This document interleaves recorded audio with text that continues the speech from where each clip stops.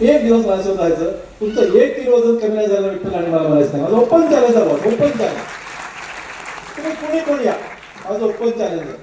हा, मी कापाकापी करतो नाही करू, फक्त बघा मी उभा बसून बसा, मग एवढंच करा, पण करा. आणि बघा कसं करतात. असं काम मी करतो 27 इयर्स झाले, 27 वर्ष झालं असं काम करतो मी, 1-2-3 दिवस नाही, 27 इयर्स. ओके. आणि हे काम करत असताना उदय देशपांडे, मी डॉक्टरांसाठी टॉक देणारा डॉक्टर आहे, मी डॉक्टरांना शिकवणारा डॉक्टर आहे, मी देशातल्या डॉक्टरांना, मी परदेशातल्या डॉक्टरांना शिकवतो सध्या. ओके. म्हणजे सगळ्यात जास्त टीचिंग ही डॉक्टरांसाठी मी करतो, माझ्या विषयातल्या डॉक्टरांनी शिकवतो. हे माझ्याकडे काम आहे. ते काम करत असताना उदय देशपांडे माझ्या गाडीत बसून यायचे आणि मग ते मला बोलत राहायचे, इमानदारी म्हणजे खरं असतं का, इमानदार माणसाचं खरंच खरं होतं का, प्रमाणिकपणे राहिल्यानंतर माझं उत्कर्ष होत असतं का, हे त्यांच्या मनातले प्रश्न ते मला विचारत राहायचे आणि त्यांना मी सांगत राहायचे. एक 10 वर्ष या माणसाने असं प्रवास करायला दिवशी मला म्हणे, सर तुम्हाला भाषण करायचं, भाषण करायचं म्हणजे सभागृहात भाषण करायचं. आणि मग वेळ लागले का, कशावर बोलायचं म्हणे, असा मी घडलो या विषयावर बोलायचं. आणि मी असा मी घडलो बोलण्यासाठी मात्र व्हायला पाहिजे बॉस, आपण आताच नाही मात्र माझा जाऊ आपण घेतलं काय, असा मी घडलो या विषयावर बोलायचं. ही घटना कधी 2011 14 वर्षापूर्वी. मी म्हटलं बघा आपल्या लातूरमध्ये खूप सिनियर सिनियर त्यांना बोलत नाही, तुम्हीच बोलायचं. पण म्हणजे काय बोलायचं, आणि जे 11 वर्ष मला गाडीत बोलले ते बोलायचं. शपथ सांगू, सकाळी सकाळी रन करताना आठवलं काय काय गाडीत बोललो होतो, अवघड. आणि गेलो आणि ते भाषण केलं. आणि सर तुम्हाला सांगू का, ते एवढं प्रसिद्ध झालं, असा मी घडलो. हे 2.5 साधारण 24 लाख त्याला व्ह्यू आहे. म्हणजे तुम्हाला सांगतो ते वेळ लागला, म्हणजे पाय लागून रडासारखं, त्या शिडी विकायला लागल्या, कुठे लोक जायला लागले आणि ते शिडी बघू लोक मला बोलायला लागले. आता मला कधी कधी लोक फार बोलवतात, बघा उपडी एवढी काढत राहतो, एवढं मी दररोज काम करतो, शिस्तबद्ध. सोमवार ते शनिवार मी काम करतो, सोमवारी पहाटे 5 ला सुरू करतो, शनिवारी संध्याकाळी 6:30 ला मी काम सुरू बंद करतो. असं मी दररोज काम करत राहतो. आणि जेव्हा हे इरिटेशन येतात ना, इथं प्रोग्राम या, इथं या, तिथं या, माझी बायको माझ्याकडे मोठे मोठे डोळे करून बघत असते. माझ्याकडे बघून काय उद्या दिसणार मार धरून, त्याच्यामुळे आपलं काय कामच नाही, आपल्यामुळे घडत नाही. तुम्हाला सांगतो मी, जसं आता सगळेजण मला म्हणत होते, सचिन दादा म्हणत होते, माऊली म्हणत होते, घोडे सर म्हणत होते, काळे सर म्हणत होते की सर तुम्ही ऑफकोर्स उदय देशपांडेला नाही म्हणतात, सर तुम्ही दररोज 12 ऑपरेशन करता, पण तुम्ही एक ऑपरेशन केलं ना 1200 लोक चांगले होतात, तुम्ही ते करत जा, असं त्यांनी सांगितलं मला.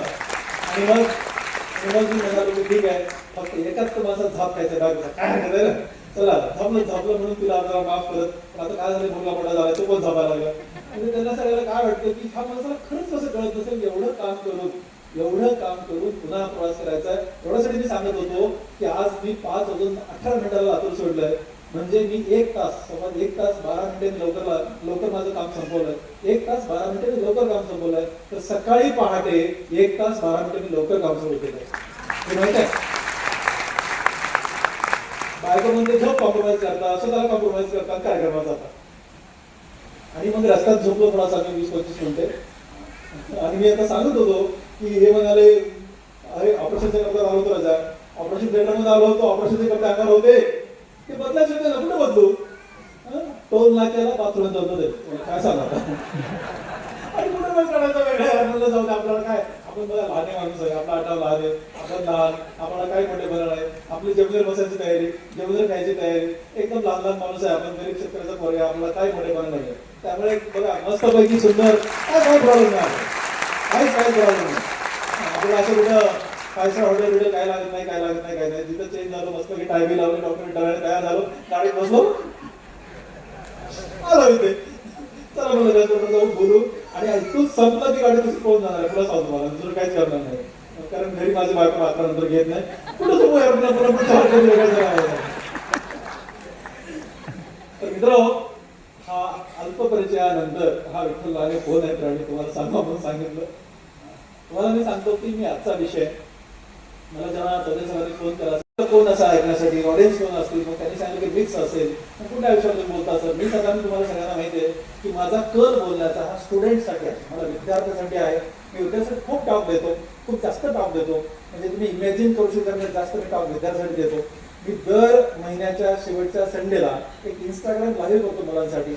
ओके, म्हणजे तुम्ही विचार करू शकत नाही, 70,000 लेकर 15-20 सेकंदात मला जॉईन होतात, म्हणजे विचारच करू शकत नाही. म्हणजे खूप वेगळ्या लेवलला, वेगळ्या उंचीला गेले सगळं ते कार्यक्रम, खूपच उंच, म्हणजे एकदम उंचीला गेला तो कार्यक्रम. आणि मी नमस्ते डॉक्टर विठ्ठल लहाने म्हणेपर्यंत हा असं 8-10 हजार लेकर जॉईन झालेलं असतं. तुम्हाला विचारच करू शकत नाही तुम्ही. आणि एवढे लेकर प्रेम करायला लागले. मग मी झालो, माझे ते झाले. माझा मुलगा म्हणला, पप्पा तुम्ही सगळीकडे जाऊ शकत नाही, तुम्ही इंस्टाग्राम लाईव्ह करत जा. मी इंस्टाग्राम लाईव्ह सुरू करायला गेलो आणि तुम्ही इमेजच करू शकत नाही. मी असा बसतो, मी वेळेचा बंधन बाळगणारा प्राणी आहे, 7 म्हणजे 7. आणि नुसतं नमस्ते पेट्रोल लहान आहे, तुम्ही म्हणलेल्या प्रमाणे या टॉपिकवर मी बोलणार आहे. एवढं म्हणेपर्यंत 10,000 लेकर तुम्ही नियोजन करताय 15 सेकंदामध्ये. म्हणजे महिनाभर ते किती वाट बघत असतील. याचा अर्थ काय माहिती आहे का? याचा अर्थ काय, विठ्ठल आणि कधी चांगलं सांगणार आहे की इतकं जर लेकरांना उत्कंठेनं ऐकायचं आहे ना, म्हणजे लेकर पण चांगले आहेत, चांगले आहेत, आणि मग ते चांगले आहेत ना, तर त्यांना मार्ग दाखवून आपलं कार्य आहे. कारण आपल्याला पण कुठेतरी मार्ग दाखवला. हा बघा, मी जो बोलतोय ना, हा मी नाही ना, मला कोणीतरी शिकवलंय, मला कोणीतरी सांगितलंय, हे माझ्यामध्ये कुणीतरी असं गचगचून भरवलंय, हो की नाही. आणि त्याच्यानंतर मी प्रेझेंट होतोय. तर मला वाटतं की मला ज्या लोकांनी एवढं सगळं शिकवलंय, जे प्रामाणिकपणा, इमानदारी, कष्ट, त्या गोष्टी माझ्यामध्ये गचगचून भर घातली नाही. माझं एक कर्तव्य आहे की समोरच्या पिढीला आपण दिलं पाहिजे, आणि म्हणून मी देतो. Okay, that is why I am here around. आणि ठरलं काहीतरी करायचं, ओके नाही. देश म्हणजे काय हो? देश म्हणजे माणसांनी बनलेला देश. सिंपल आहे ना. देश कोण मोठं करू शकतं? माणसं मोठी करू शकतात. सिंपल आहे ना. माणसं कोण आहेत? आपण आहेत. आपण कुठे राहतो? देशात राहतो. मग आपणच काहीतरी केलं तर देश मोठा होईल की नाही? का वेगळं कुणाला आणायचं असतं? आपणच काहीतरी करायचं. तर काय करायचंय, आणि हे करताना अडचणी काय येतात, आणि कुठले गुन्हे आपल्या अंगात असले म्हणजे आपण ते करू शकतो, आणि त्या गुन्ह्याला त्रास कसा होतो, या विषयावरती मी बोलणार आहे. ओके, तर ते तुमच्या लक्षात राहावं म्हणून, तुमच्या सगळ्यांच्या लक्षात राहावं म्हणून त्याची मांडणी करतो मी. त्याला एक शब्द बनवतो. मी कुठे पण गेलो ना, विद्यार्थ्यासाठी बोलतो ना, तर तिला समजलं की पद्धत तयार झाली की एक शब्द बोलून कोणाला सांगतो. हे लक्षात राहतं ना.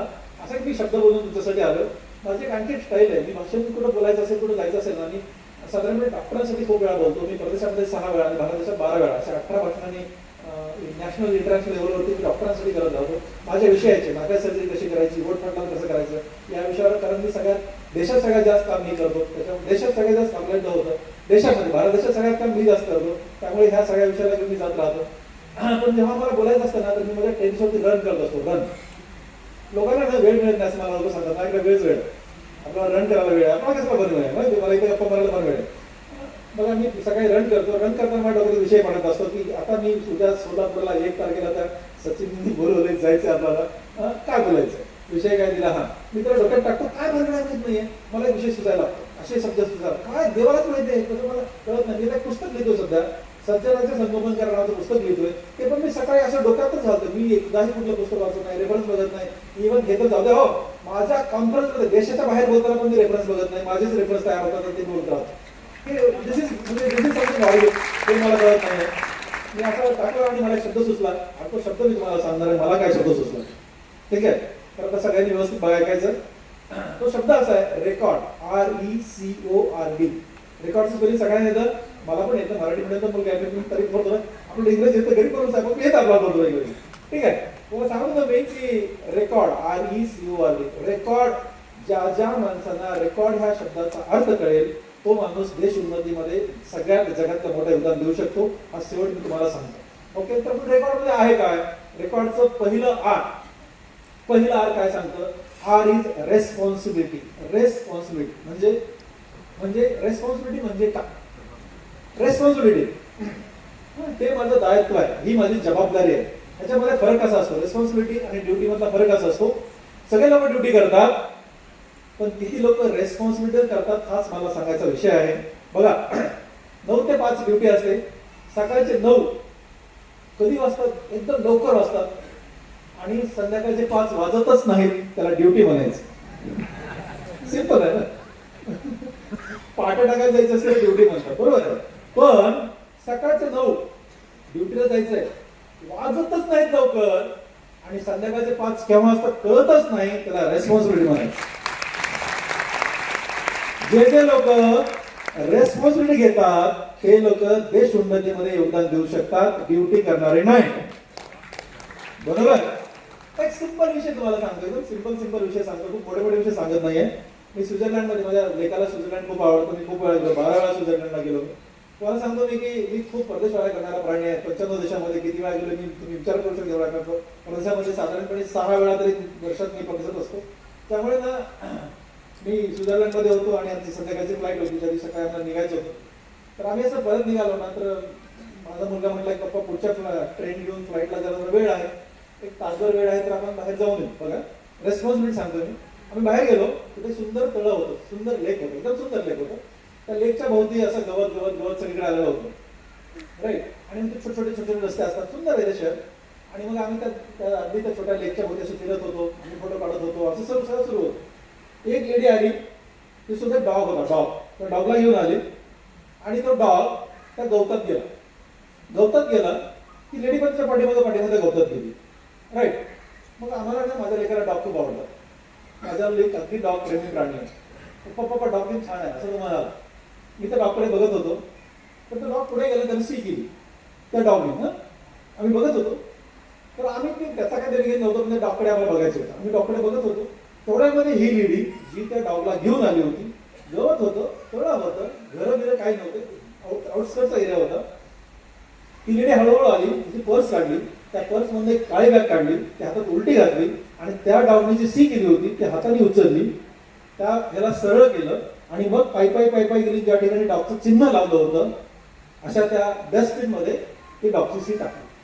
मी बघत राहिलो, म्हणलं आपण कुठे, ही कुठे? अरे डॉगची सी तर लांबची गोष्ट आहे यार, कुणा सी कुठे पाड्यात काय झालं तुम्हाला काय नाही. आता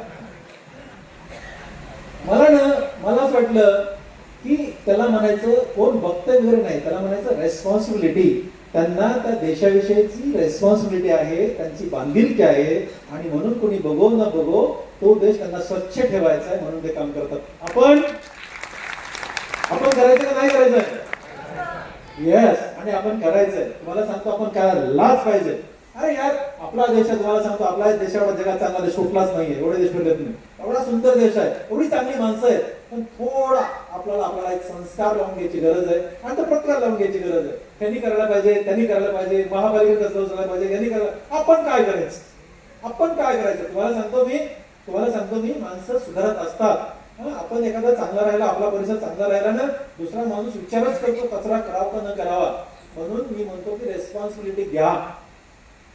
कुठलीही काम करण्याची पद्धत असते, लोकांनी काम करायची पद्धत आहे ना.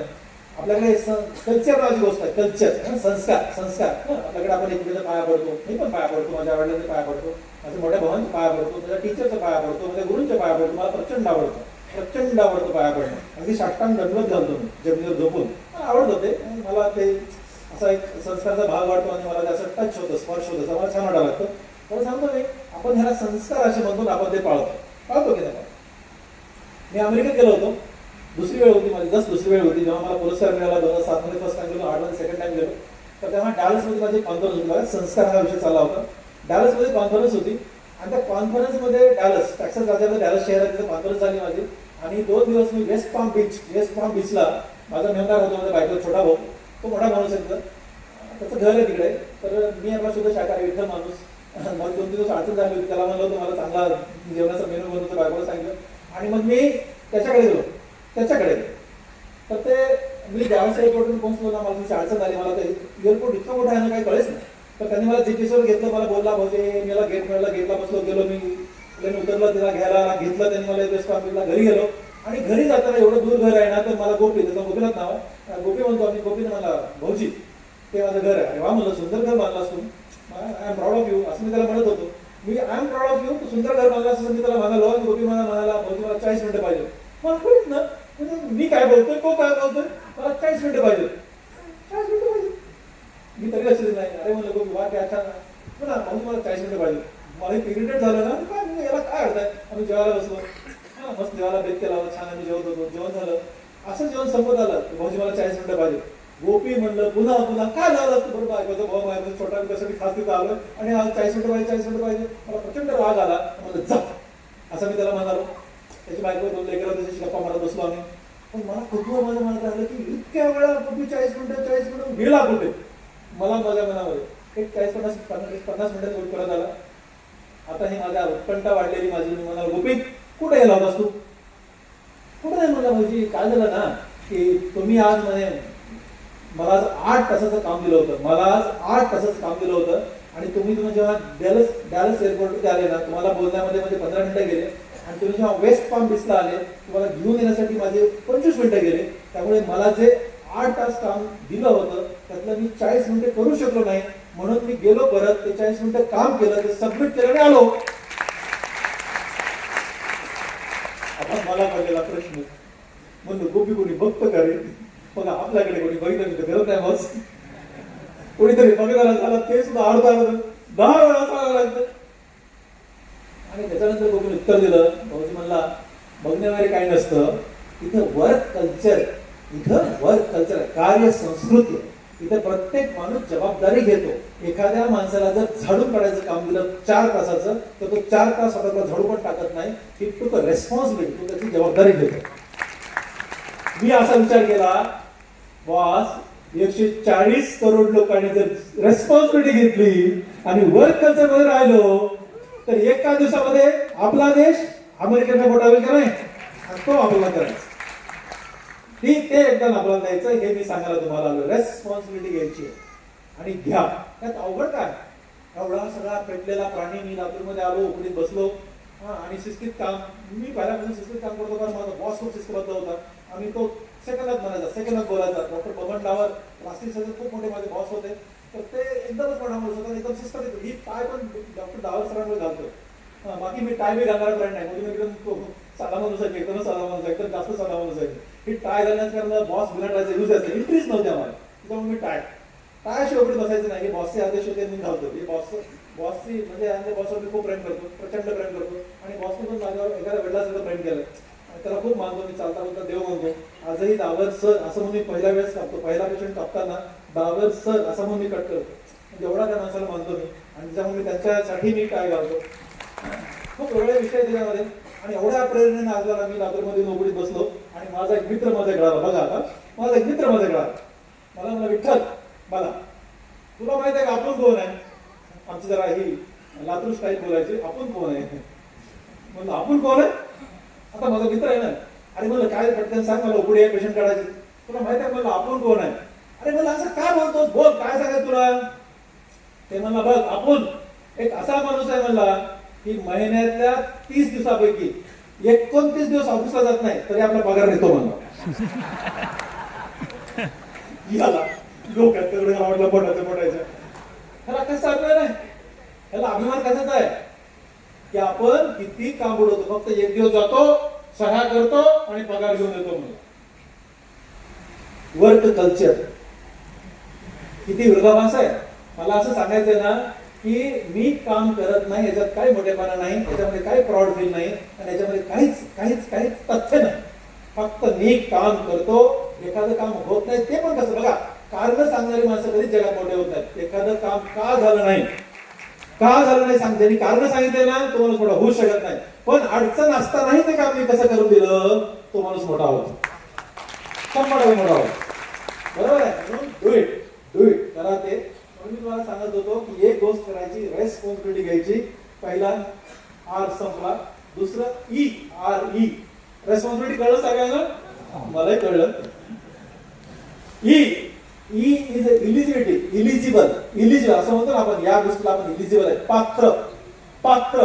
पात्र होणे, इलिजिबल होणे हे सगळ्यात अवघड काम आहे. पात्र होणे हे सगळ्यात अवघड काम आहे. कसं अवघड माहिती तुम्हाला? आपण जर एखादं चांगलं काम करायला लागलो ना, चांगलं काम करणाऱ्या माणसाला खूप त्रास देणारे लोक सध्या समाजामध्ये आहेत.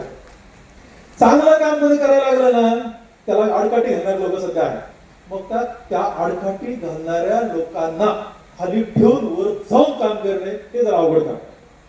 तुम्हाला हे माहित आहे का? बघा, जे चांगलं काम करतात त्यांना त्रास देणाऱ्या माणसाला खळ म्हणतात. खळ ऐकून घ्या माझं. मला वाटायचं बॉस आपण एवढं चांगलं काम करतो, लोक असं का करत असतील? म्हणजे मला इतका त्रास व्हायचा ना आयुष्यामध्ये. एकदाही दहामाशा 1 रुपया कमावायचा नाही, हे माझं तत्व आहे. 1 रुपयापेक्षा जास्त पाप लागेल हे मला आयुष्यात कधीच करायचं नाहीये. ओके, अशी अगदी केस आपण तंत इमानदारीची प्रॅक्टिस करणारा मी प्राणी आहे. विठ्ठल नाव ठेवलं आपल्याला मरेपर्यंत त्या नावात जगायचे, असं मी तत्व घेऊन मी तुझं काम करतो. ओके, आणि तरी लोक मलाच टोचायचे. मला इतका त्रास होता, असं का करत असतील लोक, असं वाटायचं मला.